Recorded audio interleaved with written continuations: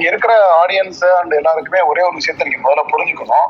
Paleo டயட்னா என்னன்னு தெரிஞ்சுக்கிறதுக்கு முன்னாடி முதல்ல உணவு நம்ம உடம்புல போய் என்ன பண்ணுதுன்றதை நீங்க புரிஞ்சுக்கணும். அது தெரிஞ்சுக்கிட்டாலே பேலியோ டயட் ஏன் அப்படின்றது உங்களுக்கு புரியும். பேலியோ அப்படின்றது ஒரு வார்த்தை, ஒரு பெயர், அவ்வளவுதான். ஆக்சுவலா அது மனிதனுக்கான உணவு முறை. அதுதான் ஷாஜகான் ஆரம்பத்துல இருந்து தொடர்ந்து சொல்லிட்டே இருக்கு.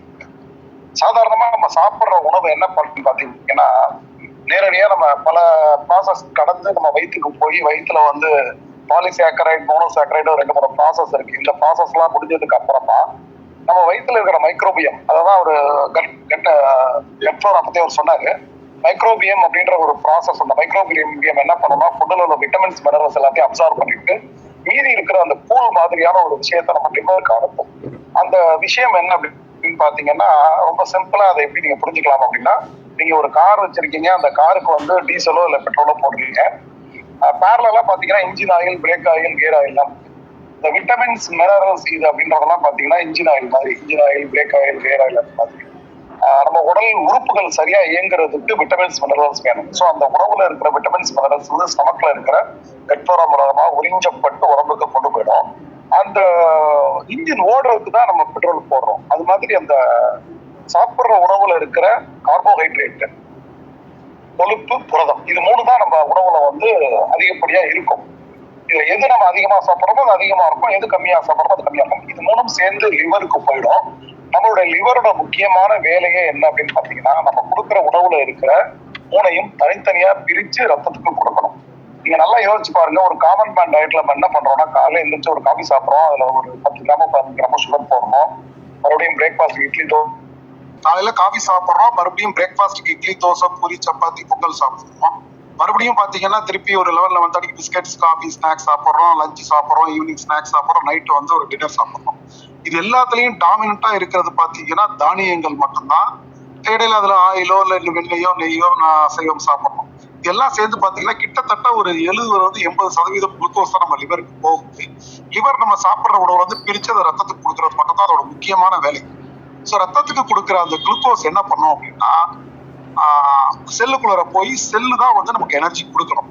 இங்கதான் கடவுள் என்ன பண்றாரு அப்படின்னு பாத்தீங்கன்னா, ஒரு பெரிய ப்ராசஸ் ஒன்று நடக்குது.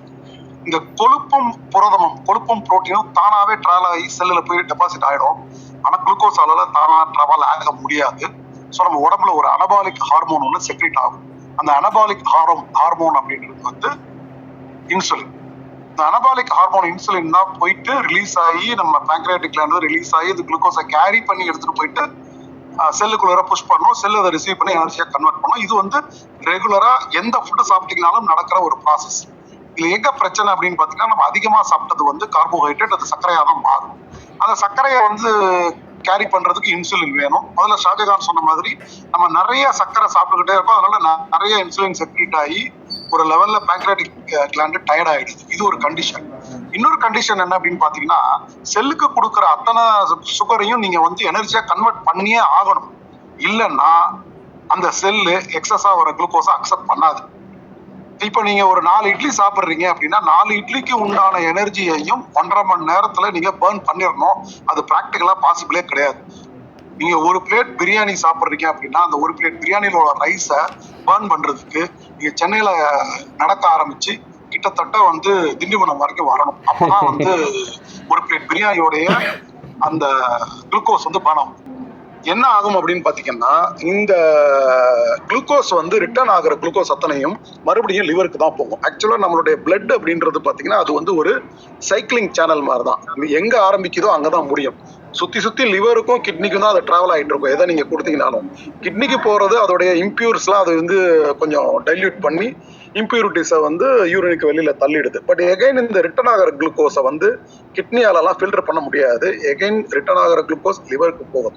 லிவருக்கு எப்பயுமே ஒரு கேரக்டர் இருக்கு. ரிட்டர்ன் ஆகிற குளுக்கோஸ் அத்தனையுமே ட்ரைக்ளிசரைடா கன்வெர்ட் பண்ணி டிராவல் பண்ணி எல்டிஎல்லா பிளட்ல ஸ்டோர் பண்ணிடும். இதுதான் நம்ம எந்த ஃபுட்டு சாப்பிட்டாலும் நடக்கிற ப்ராசஸ். இதுல எது அதிகமா கொடுக்குறோம், எது கம்மியா கொடுக்குறோம் அப்படின்றது மட்டும்தான் கீ. இப்ப நம்ம எது அதிகமா கொடுத்துட்டு இருக்கோம், குளுக்கோஸ் அதிகமா கொடுத்துக்கிட்டு இருக்கோம். குளுக்கோஸ் அதிகமா கொடுக்குற குளுக்கோஸை நம்ம பேர்ன் பண்றோமா அப்படின்னு பாத்தீங்கன்னா இல்ல. ஸோ அப்போ அதிகமான குளுக்கோஸ் ரிட்டர்ன் லிவர்ல ஸ்டோர் ஆகி அது ட்ரைக்ளிசரைடா கன்வெர்ட் ஆகி எல்டிஎல்லா நம்ம உடம்புல அடிப்போஸ் டிஷ்யூஸ்ல எல்லாம் போய் ஃபேட்டா ஸ்டோர் ஆயிடுது. இதையும் தாண்டி நம்ம அதோட சேர்த்து ஃபேட்டும் சாப்பிட்றோம். நம்ம குளுக்கோஸுக்கே பேர்ன் பண்றதுக்கு வழி இல்லை.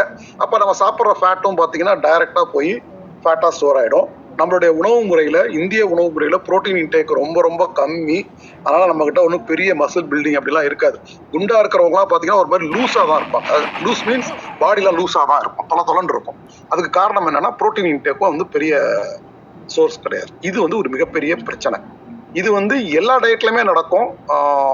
இதை தான் நம்ம வந்து பேலியோ டயட்ல மாத்தணும்னு சொல்றோம். எங்க மாத்தணும்னு சொல்றோம் அப்படின்னு பாத்தீங்கன்னா, ஒரு ஃபார் எக்ஸாம்பிள் ஒரு ஹைப்போதெட்டிக்கலா ஒன்று யோசிச்சு பாருங்க.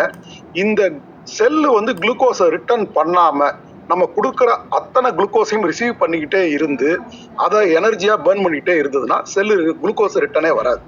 நீங்க வேலை செய்யறீங்க, வேலை செய்யல. அந்த மாதிரி ஒரு மெக்கானிசம் நம்ம உடம்புக்கு கடவுள் கொடுத்திருந்தால் என்ன நடக்கும்னா, நீங்க என்ன சாப்பிட்டீங்கனாலும் குண்டாக மாட்டீங்க. கிட்டத்தட்ட உலகத்துல ஒரு 0.001% பீப்புளுக்கு அந்த மாதிரியான ஒரு மெக்கானிசம் இருக்கு. நீங்களே பார்த்திருப்பீங்க, நம்ம குரூப்ல யாரோ ஒருத்தர் இருப்பாரு, அவர் நம்மளோட அதிகமா சாப்பிட்டுக்கிட்டே இருப்பாரு, ஆனா அவர் எப்பயுமே ஒல்லியா இருப்பார். என்ன அப்படின்னு பாத்தீங்கன்னா, அவருடைய செல்லு அவர் கொடுக்குற குளுக்கோஸ் அத்தனையையும் அவர் வேலை செஞ்சாலும் சரி, ஒர்க் அவுட் பண்ணாலும் சரி, பண்ணலனாலும் சரி, அவருக்கு அதை பர்ன் பண்ணிக்கிட்டே இருக்கு. இந்த இடம் தான் வந்து ரொம்ப ரொம்ப முக்கியம். செல்லு குளுக்கோஸை ரிட்டர்ன் பண்ணாம இருக்கணும். இதுதான் மேட்டர். அப்ப செல்லு குளுக்கோஸை ரிட்டர்ன் பண்ணாம இருக்கணும்னா அந்த கண்டிஷனுக்கு பேரு இன்சுலின் ரெசிஸ்டன்ஸ். இந்த இன்சுலின் ரெசிஸ்டன்ஸை வந்து நடக்காம என்ஹான்ஸ் பண்றதுக்கு தான் டாக்டர்ஸ் என்ன பண்ணுவாங்கன்னா மெட்ஃபார்மின் அப்படின்னு ஒரு ட்ரக் ஒன்று கொடுப்பாங்க. அது கொஞ்ச நேரம் என்ஹான்ஸ் பண்ணும், பட் படிப்படியா கொஞ்ச நாள்ல என்ன ஆகும், அதையும் சேர்த்து வந்து செல்லு வந்து ரெசிஸ்ட் பண்ண ஆரம்பிக்கும். ஒரு லெவல்ல ஷாஜகான் சொன்ன மாதிரி பேங்க்ரியாட்டிக் கிளாண்ட் டயர்ட் ஆயிரும், இன்சுலின் செக்ரீஷன் குறையும். தென் இன்சுலின் செக்ரிஷனை இன்க்ரீஸ் பண்றதுக்கு நம்ம வந்து கிளிபிசைடு, கிளைபன்கிளாமைடு அந்த மாதிரி டயபெட்டிக் ட்ரக்கை கொடுத்து இன்க்ரீஸ் பண்ணுவோம். ஸோ இது ஒரு ப்ராசஸ். இப்போ இந்த ரிட்டர்ன் வர்ற குளுக்கோஸ் இருக்கு பார்த்தீங்களா, அது லிவருக்கு போனேன்னு நான் சொன்னது. இப்போ ரிட்டர்ன் வந்த குளுக்கோஸ் லிவருக்கு போயிடுச்சு, அதுக்குள்ள நம்ம என்ன பண்ணுவோம்னா அடுத்த ஃபுட்டு சாப்பிட ஆரம்பிப்போம். பட் ரிட்டர்ன் வர்ற குளுக்கோஸோட சேர்த்து இன்சுலினும் வந்து ரிட்டர்ன் வருது. அது வந்து ஒரு அனபாலிக் ஹார்மோன். நீங்க அனபாலிக் ஹார்மோனுக்கு எப்பயுமே வேலை கொடுத்துக்கிட்டே இருக்கணும். அது ஐடியலா வச்சீங்கன்னா மற்ற ஹார்மோனை டிஸ்டர்ப் பண்ணும். அப்போ ரிட்டர்ன் வர குளுக்கோஸ் வந்து ட்ரைக்ளிசரைடா கன்வெர்ட் ஆயிடுது. ரிட்டர்ன் வர இன்சுலின் பிளட்லேயே இருக்கு. நம்ம புதுசா சாப்பிடும்போது புதுசா இன்சுலின் செக்ரேட் ஆகுது. ஸோ என்ன ஆயிடுதுன்னா இன்சுலின் ஸ்பைக் நடக்குது.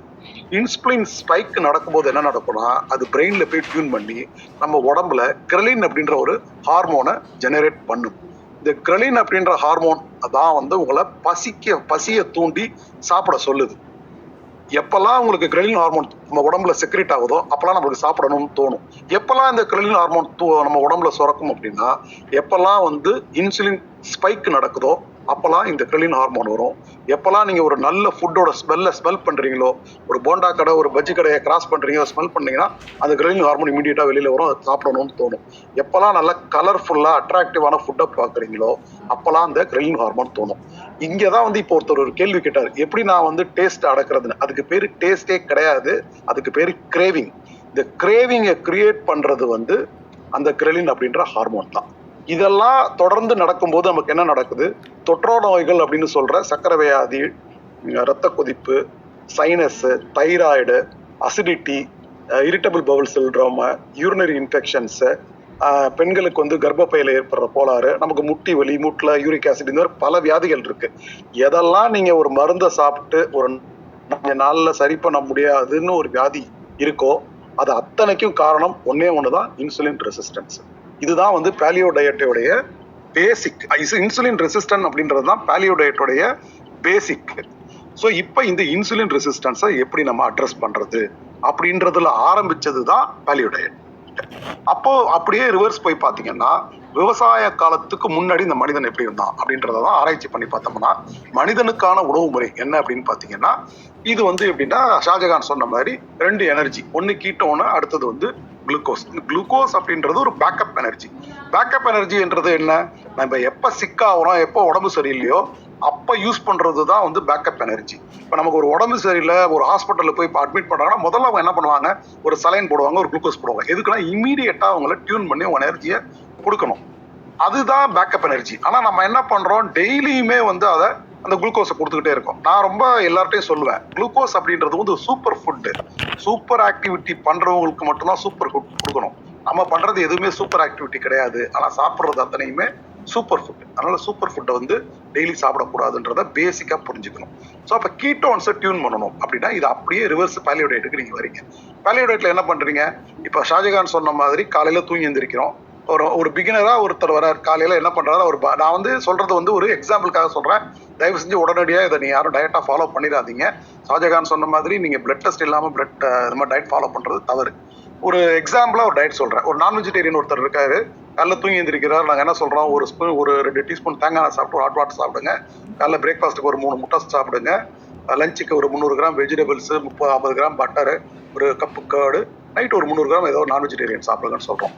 இதை நீங்க டோட்டலா கால்குலேட் பண்ணி பாத்தீங்கன்னா கிட்டத்தட்ட அவர் சொன்ன மாதிரி 70% கொழுப்பு, 25% புரோட்டீன், 5% ஃபேட் தான். அப்ப என்ன நடக்கும், உங்க உடம்புக்கு நீங்க அதிகமா கொடுத்துறது எது அப்படின்னு பாத்தீங்கன்னா 70% வந்து கொழுப்பு, 25% புரோட்டீன், 5% கார்பு.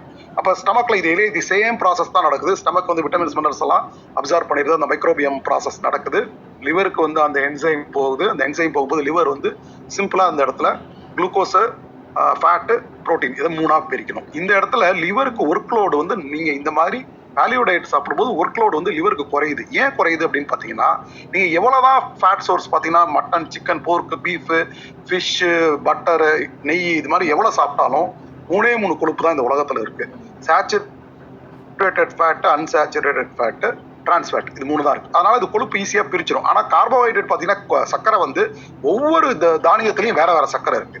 இப்ப வேற வேற சர்க்கரையை சிம்பிள் சர்க்கரையா வந்து சிம்பிள் சர்க்கரையா மாத்துறதுன்றது ரொம்ப கஷ்டம். அப்போ வந்து நம்ம நிறைய கொழுப்பு கொடுக்கும்போது ஈஸியா அது கொழுப்பா கன்வெர்ட் பண்ணி கொடுத்துருது. கொழுப்பு தானாவே டிராவல் ஆகி போய் செல்லுக்குள்ள போயிடுது. நம்ம கொடுத்த வெறும் 5% கார்புக்கு மட்டும் தேவையான இன்சுலின், கம்மியான இன்சுலின் போதும். அந்த 5% கார்போஹைட்ரேட் நம்ம வந்து வெஜிடபிள்ஸ் வந்து கொடுக்குறோம். அது காம்ப்ளெக்ஸ் கார்பு. ஸோ அப்ப என்ன ஆகும், எப்பயுமே நம்ம பிரெயினும் கண்ணும் பிரெயினுக்கும் வந்து இமீடியட்டா குளுக்கோஸ் வேணும். அந்த 5% குளுக்கோஸ் அதுக்கே பர்ன் ஆயிடும். இதுல இன்னொரு பியூட்டி என்ன அப்படின்னு பாத்தீங்கன்னா, செல்லுக்குள்ள போன கொழுப்பு எனர்ஜியா சஸ்டைன்டா உங்களுக்கு பர்ன் பண்ணிக்கிட்டே இருக்கும். அது செல்லை விட்டு வெளியில வராது.